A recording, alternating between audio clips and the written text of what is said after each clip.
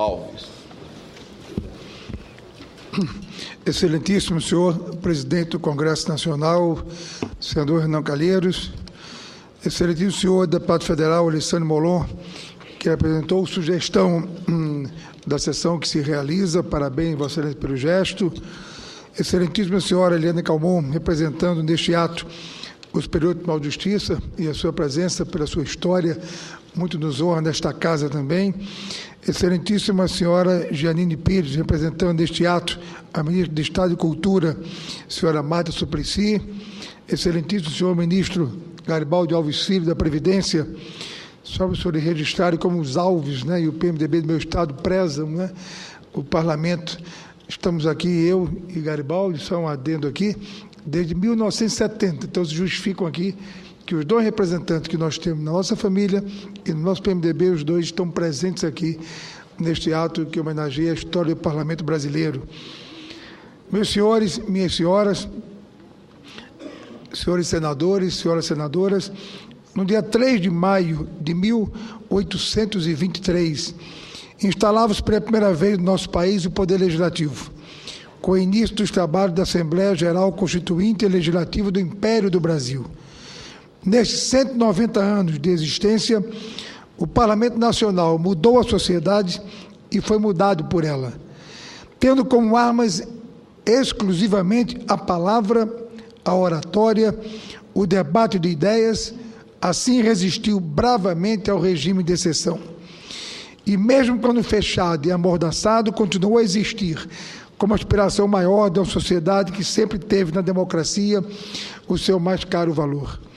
O parlamento é pilar essencial da democracia, não somente porque cumpre o papel de ouvir a população e propor leis afinadas com os anseios dos diversos setores da sociedade. Ele é a base, o parlamento, da democracia também por exercer a importantíssima função de fiscalizar a ação do Executivo, sobretudo em termos orçamentários, financeiros e tributários. Esta é, aliás, a origem histórica do Parlamento no mundo ocidental e tem sido desempenhada com muita competência pelo nosso Parlamento desde o seu surgimento.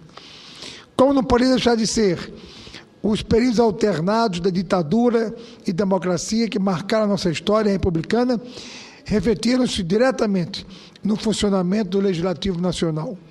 Aos sombrios períodos autoritários, sucederam-se momentos de euforia cívica em que a Câmara dos Deputados e o Senado Federal ocuparam lugar privilegiado na vida da sociedade brasileira. Ao longo da sua história, o Parlamento brasileiro foi por várias vezes transformado em Assembleia Nacional Constituinte, para redigir uma nova Constituição para o país, e a cada nova Constituição ampliaram-se os direitos assegurados aos cidadãos brasileiros. A Constituição de 1891, que consagrou a federação, substituiu a figura do imperador por um presidente eleito diretamente a cada 4 anos, mas o voto era universal apenas para os homens alfabetizados maiores de 21 anos. O Parlamento passou então a ser chamado de Congresso Nacional, com senadores eleitos para mandato de 9 anos e deputados escolhidos a cada 3 anos. Entre os avanços consagrados pela Constituição seguinte, de 1934, estão a conquista pelas mulheres do direito de votar e serem votadas, e também uma série de direitos trabalhistas, como o reconhecimento dos sindicatos, o salário mínimo, as férias e a fixação de uma jornada máxima de trabalho. Esta foi, no entanto, a carta de menor duração.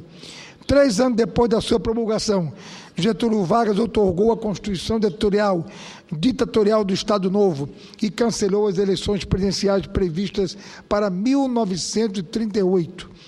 No dia 10 de novembro de 1937, os parlamentares encontraram o edifício do Congresso cercado por tropas militares e, naquela noite, Getúlio Vargas anunciou pelo rádio que o país tinha uma nova Constituição.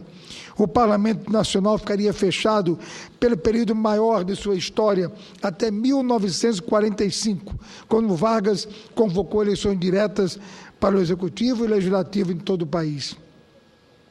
Com a deposição de Vargas e a instalação da Constituinte 46, iniciou um período de grande entusiasmo democrático, que infelizmente durou pouco. No ano seguinte, o Tribunal Superior Eleitoral cassou o registro do Partido Comunista Brasileiro, que tinha uma bancada de 15 deputados e um senador no Congresso Nacional. E em 1948, os mandatos desses parlamentares foram cassados. Entre 46 e 64, houve grandes crises, mas as soluções para todas essas turbulências institucionais saíram sempre de dentro do parlamento. O suicídio de Vargas, a tentativa de impedir a posse de Juscelino Kubitschek por parte de certos grupos políticos, a renúncia de Jânio Quadros, a contestação à posse do vice constitucionalmente eleito João Goulart, todas essas crises tiveram solução política e não armada, graças à atuação do Congresso Nacional. Mas pouco depois, no início do governo Jango, houve o golpe de 31 de março de 64, que foi o mais longo regime militar da nossa história. Foram 21 anos de autoritarismo, censura e tortura, período no qual 173 deputados e 8 senadores foram expulsos do parlamento. Em 2012, a Câmara dos Deputados restituiu simbolicamente o mandato a todos eles. Em 1966, o primeiro presidente militar, Marechal Castelo Branco, determinou ou permitiu a invasão do Congresso na madrugada de 20 de outubro. O parlamento ficou ocupado pelas Forças Armadas durante o mês inteiro. Em dezembro de 1966, o regime militar enviou um projeto de Constituição para o Congresso discutir, votar e promulgar em apenas 43 dias, sob pena de valer o texto produzido pelo regime por decurso de prazo. O Congresso conseguiu cumprir o prazo, mas para isso o seu presidente, Auro Moura Andrade, mandou parar o relógio do plenário para que o projeto fosse aprovado a tempo.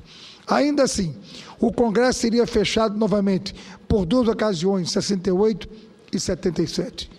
Graças à corajosa atuação dos nossos parlamentares, nesses difíceis anos de cerceamento da liberdade, respaldada pela extraordinária mobilização da sociedade, é que conseguimos reconstruir a democracia no nosso país, regime que, felizmente, cada vez mais firme e inabalável.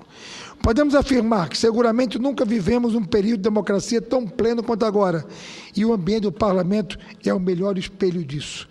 Basta uma rápida passagem pelos corredores da Câmara dos Deputados, do Senado Federal, para sentir que o Congresso Nacional tornou-se realmente, como deveria ser e é, e continuará a ser, a casa do povo brasileiro.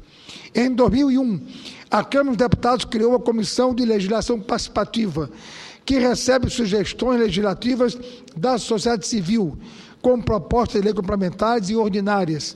Por meio desse mecanismo, a população sugeriu o projeto da Lei da Ficha Limpa, que chegou à comissão com mais de 1.300.000 assinaturas, até ser sancionada em 2010 pelo presidente da República. É com um sentimento, portanto, meus senhores e minhas senhoras, de profunda alegria, que constatamos que o Parlamento Nacional completa 190 anos de existência tão atuante, reconhecido e valorizado pela sociedade brasileira. Mas não perdemos de vista que, para continuar a exercer plenamente o papel de esteio da democracia, precisamos estar em processo de contínuo aperfeiçoamento e evolução, incorporando novas tecnologias ao processo deliberante, pautando nossos temas pelas reais demandas da sociedade, abrindo as portas à efetiva participação da população.